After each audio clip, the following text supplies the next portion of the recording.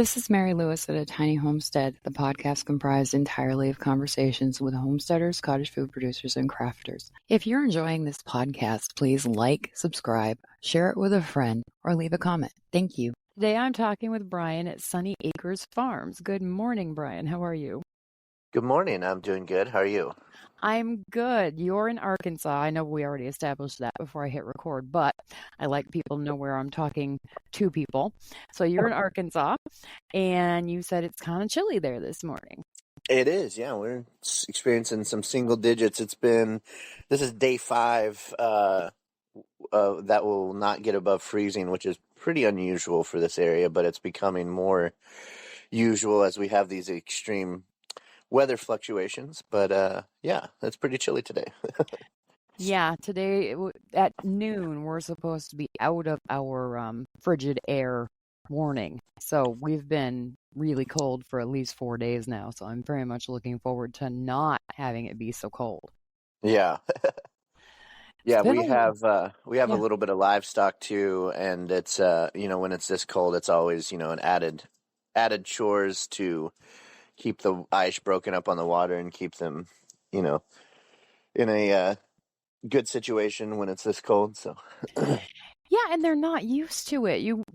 I feel so bad for the animals that aren't used to it being so cold because they don't know what to do. right, yeah. They're like, "What is this? This is not right." Okay, so tell me about what you do, Brian. All right. So my partner Becca and I started Sunny Acres Farms. We just completed our 3rd season, so we're going into season number 4. Started with backyard gardening that, just kind of kept getting larger and larger until we had a 1,500 square foot garden in our backyard, and which was able to produce way more food than we could ever eat. So we just started selling some and creating like pickles and canned goods and kind of giving it away or selling some to our friends and family and things like that. And when the COVID pandemic hit, we were both had careers in restaurants. We were in restaurant management and bar management and things like that. But that shut everything down for quite a while, and that kind of really made us reevaluate both of our careers. And we had an opportunity to I went to a trade school, basically. It's called CAF, the Center for Arkansas Farms and Foods, during the 2021 or 2020 year.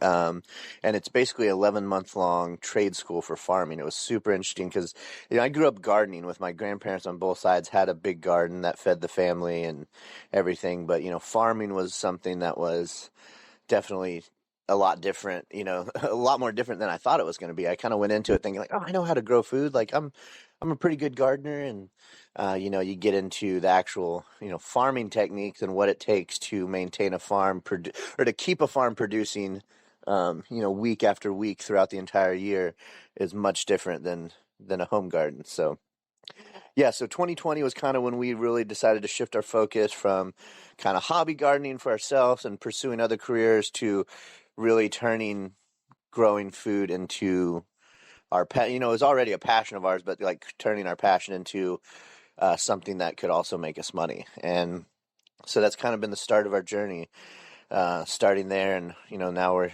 completing year 3. So A lot of people that have a story like yours, and trust me, I've heard it over the last year on this podcast, but everybody's story is different. Did you ever think you'd be doing this? No, man. If you would have asked me even just 5 years ago, right before the pandemic, if you would have asked me this, I would have not guessed this, or I might have believed you because I'm into, I was into gardening, but it would have been like, really? That's where I'm going to be in 5 years? Like, I would have never guessed that.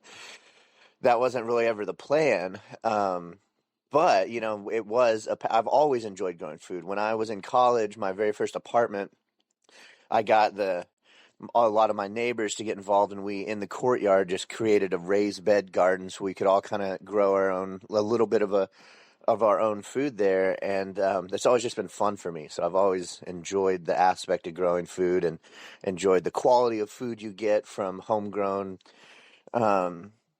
food. So Yeah, I mean, I wouldn't have guessed it, but it was kind of the next logical step if restaurants weren't going to be my career. I love that you enlisted your neighbors in the apartment building. That's amazing. Yeah, and so I've went back to that apartment building in years past, and there's still that little raised bed garden area that's being utilized by the tenants there. So that made me happy. That's fabulous. You started a trend that has continued without you. That's great. Yes. But yeah, so we are the kind of the main goal of our farm. We're focused on regenerative ag techniques. Mhm. We just last year got our certified naturally grown, our CNG. So we don't use any synthetic fertilizers or pesticides. We follow no-till practices. We do like initial tillage to create our bed areas and to shape and form our beds. But then typically after year one, those beds, unless there's some issue that arises, those beds won't see tillage again. We use implements, hand tools and implements like the broad fork and the tilther to incorporate like amendments and compost that we add on top of our soils. Um, and then we use the broad fork to aerate the soils and kind of fluff them up. Um, and our main focus is we grow about 45 different varieties of produce. At this time, we don't have any fruit in production, so we are just vegetables. But we grow everything you possibly can in season, which that's what we kind of like being here in Zone 7. We have a decently long growing season. You know, it's not like a Florida or a Texas, but we do experience wintertime here. But we can grow food. We can grow food year round here in tunnels. You know, obviously we're not growing tomatoes and green beans right now, but we have all kinds of root vegetables in the ground that are growing and that we're harvesting off every week to take to market, like beets, carrots, radishes, turnips, storage radishes. We have all types of greens. We have spinach, arugula, Asian greens, lettuce mix, kale, collard greens, chard. So there's still quite a bit growing on the farm right now.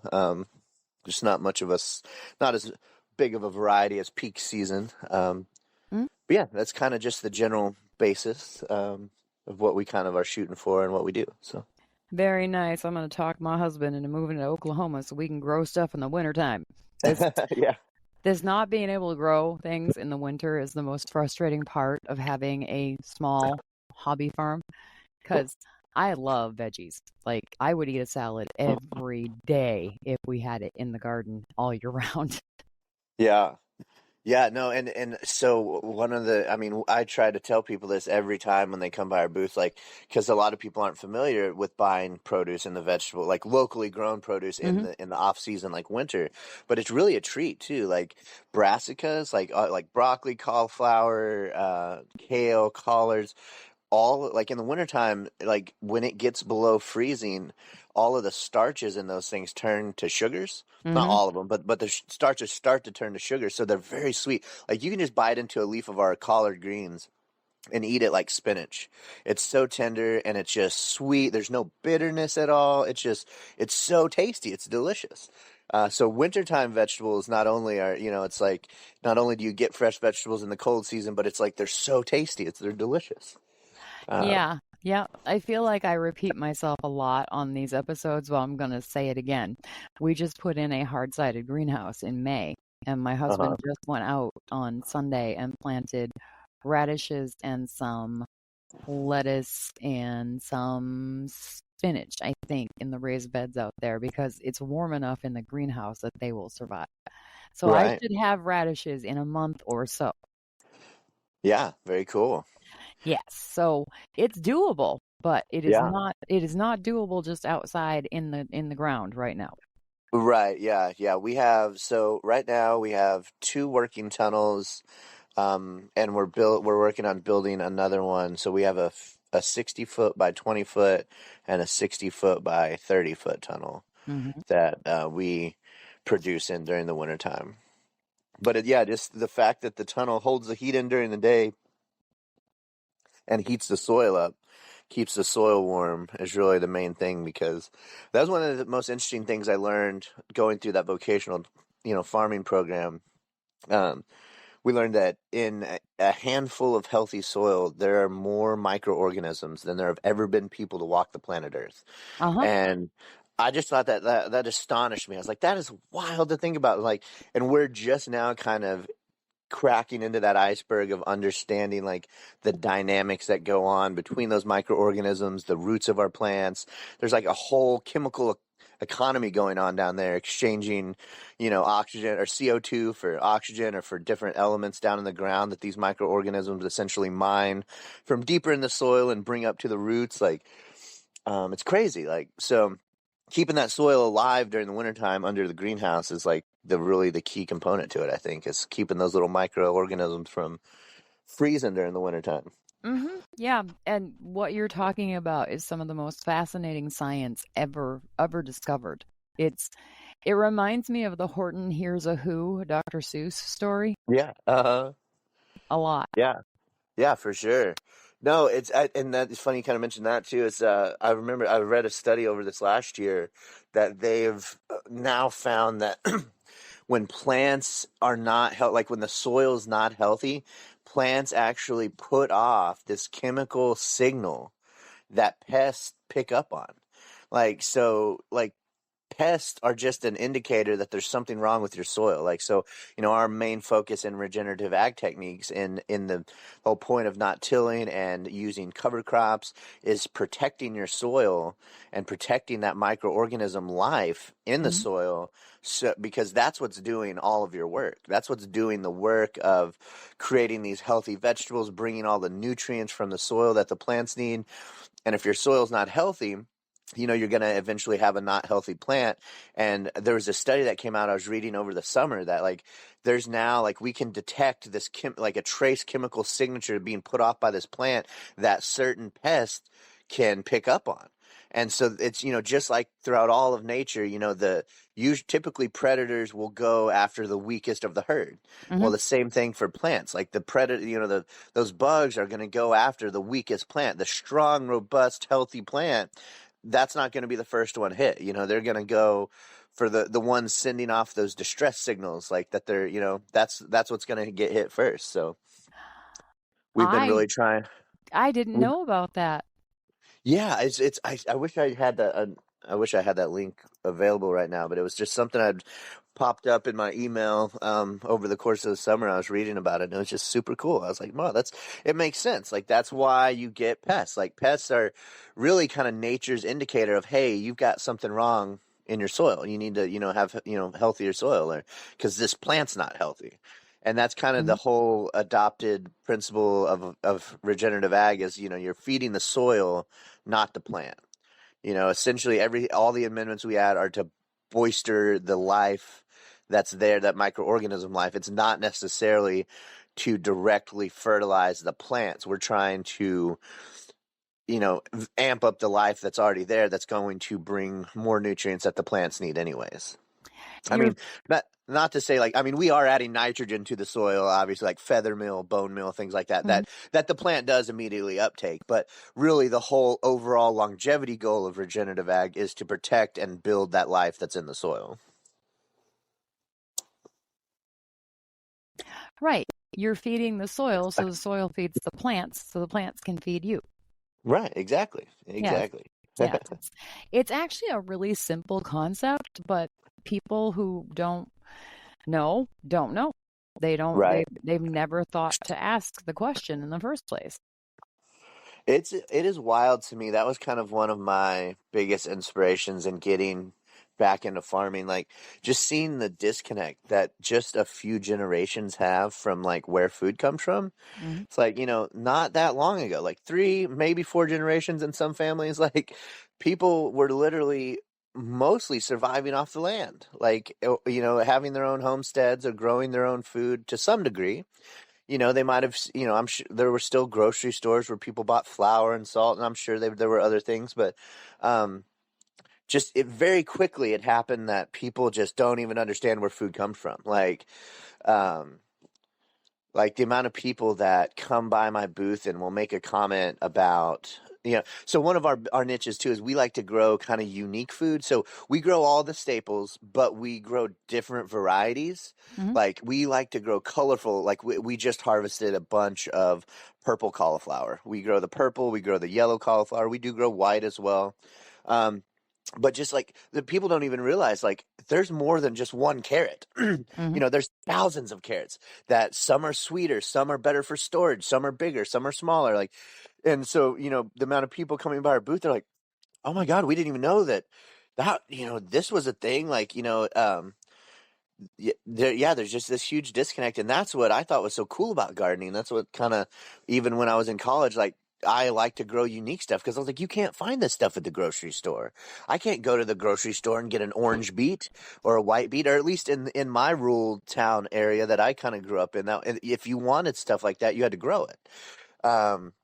There wasn't these great options at the grocery store. We do have a great local co-op, but still, your options are very limited as far as different varieties of things, because there's a reason large scale growers grow all these varieties you see in the store, because they have great shelf life. Maybe they have good holding value or something, or whatever it is, but that doesn't always mean it's the best tasting, and it doesn't always mean it's the best product you could possibly have. It just means it's able to sit on that shelf for longer and look prettier. But yeah, yeah. Don't even get me Uh-huh. started on grocery store tomatoes. But yeah, it's like a whole different thing. I am right there with you. I swear to you, I've talked about tomatoes so many times in the last year of people who grow tomatoes in gardens.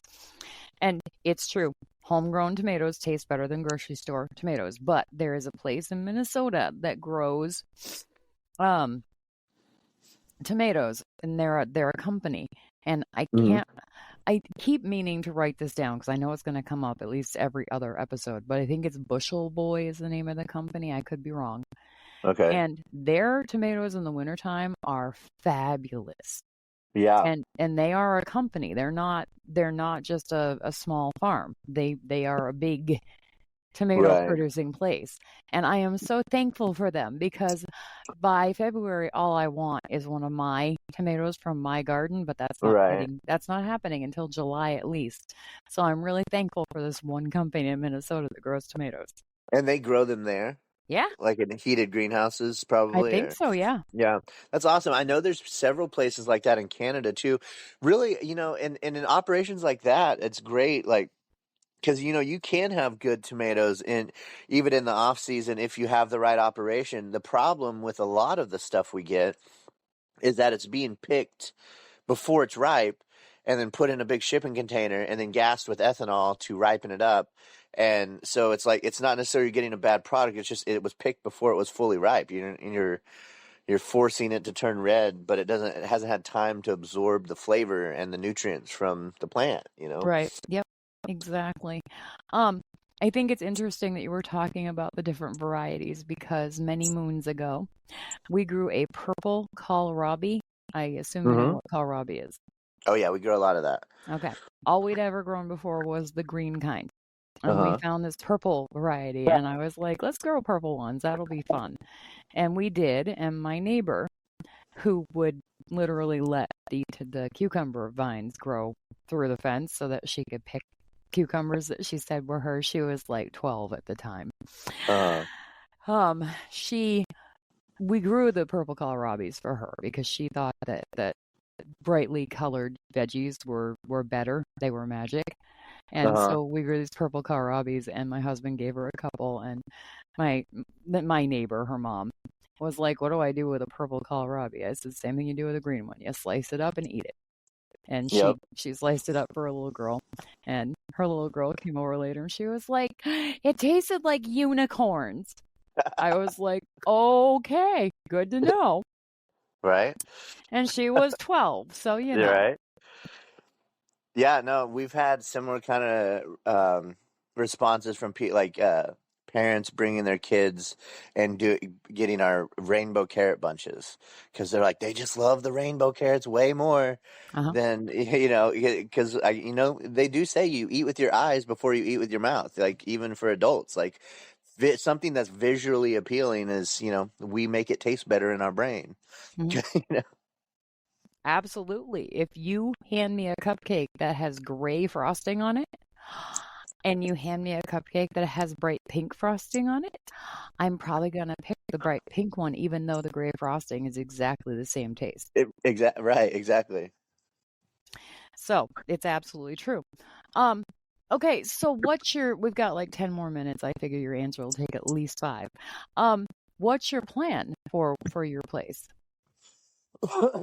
So we're just focusing on kind of fine tuning our techniques right now, and establishing systems.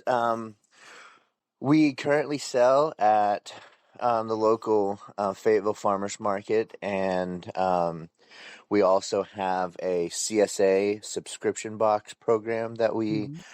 are building. Right now, we're sitting at about 20 subscribers. We would like to build that to slowly build that up. We're trying to shoot for 50 to get Mhm. more people onto our subscription program.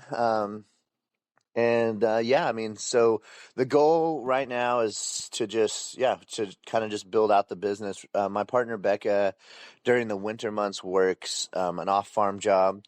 Um, I'm currently full-time farming, but the goal is to have this be both of our careers, where we can just full-time work on the farm and sell produce. Nice. Okay, so we did a CSA for 2 summers in a row, and we never got anywhere near 20 subscribers. I think the most we had was like 9. And it is a lot of work to do that, to get it together and have the containers that you put the stuff in that go with the people. And Uh-huh. we ended up buying the plastic milk crates because we got different color ones and they all get a certain color for the season. And they Okay, would yeah. bring them back. And that way we weren't trying to buy new boxes every year because that gets really expensive. Uh-huh. Um, Uh-huh. how are you going to keep up with 50 subscribers? Because that's a lot of packing stuff. Yeah, so we try to go, we do very minimal packing, as Mhm. far as like, um, so basically we treat like one day a week, we treat like is our CSA day, where we spend the day harvesting, packing, and delivering to the drop off point. We don't deliver to each person individually, but we deliver to a drop off point Yeah. where they then come and pick up their bags.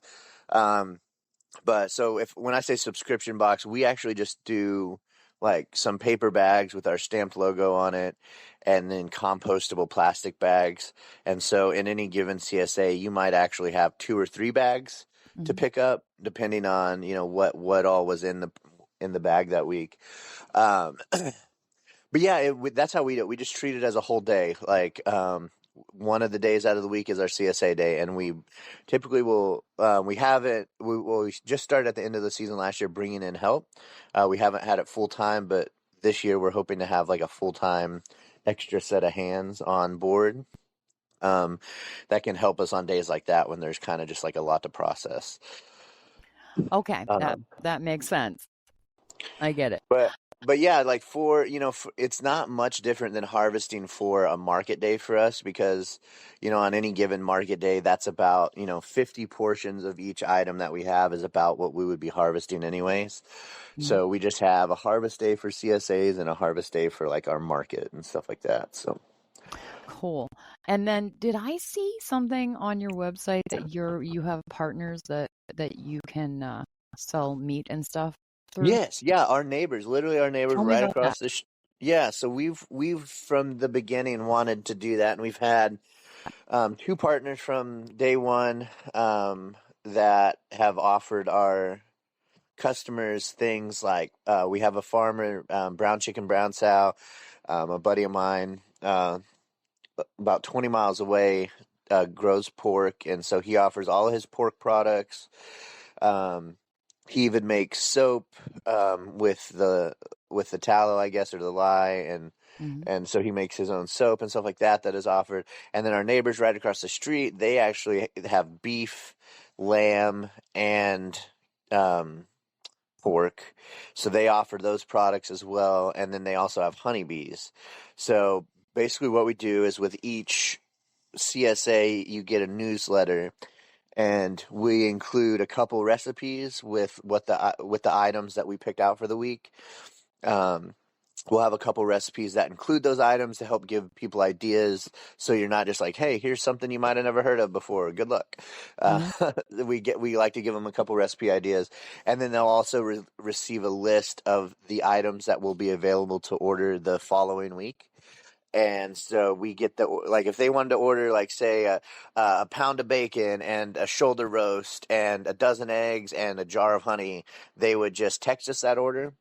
We also have a platform online where they can just go and order online, which that's actually what we're trying to push people towards, because then they can pay our partners directly. Mm-hmm. And then our partners will bring the product to us when we are going to make our CSA delivery, and we will just bag it up with their items and take it to the drop-off point. But that way, we don't have to do any middleman, like shuffling of money. Our partners are just paid directly.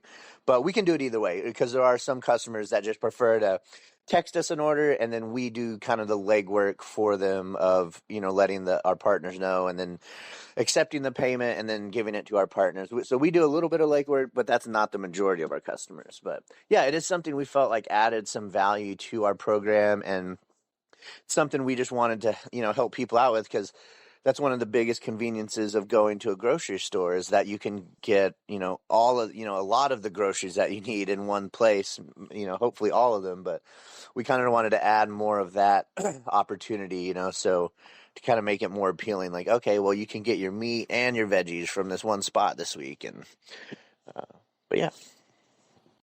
That is super cool. I love that.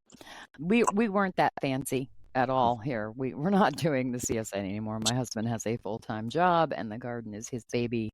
And so we just sell at the farmer's market, because he decided that that was good enough for him. And Nice. I'm not gonna say anything, because it's his baby. He can sell his veggies however he wants to sell his veggies. I am all good with it.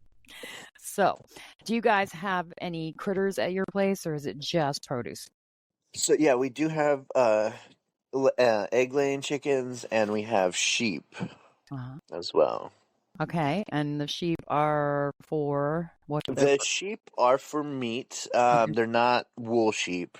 Uh, So it was the sheep. We just moved on to this new property we're on last year. So we've been here just over a year now.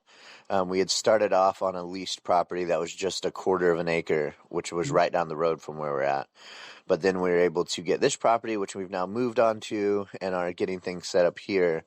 But when we came onto this property, there were sheep here, and so we could have sold them all or got rid of them, but we decided to keep them and kind of see if we wanted to work them into kind of our rotation of how we do our regenerative ag things. So it's kind of in a trial basis right now. We are seeing if it works for us, if we have what it takes to take care of the animals while maintaining the vegetable side of the operation as well. So we'll see how it goes. It's very new to us. Livestock wasn't in our plan necessarily, or especially this early.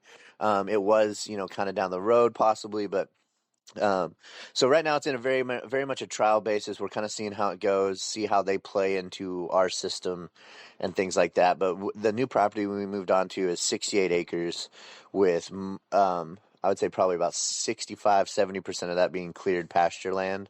So it kind of made sense that the pasture's already there, the sheep were already there.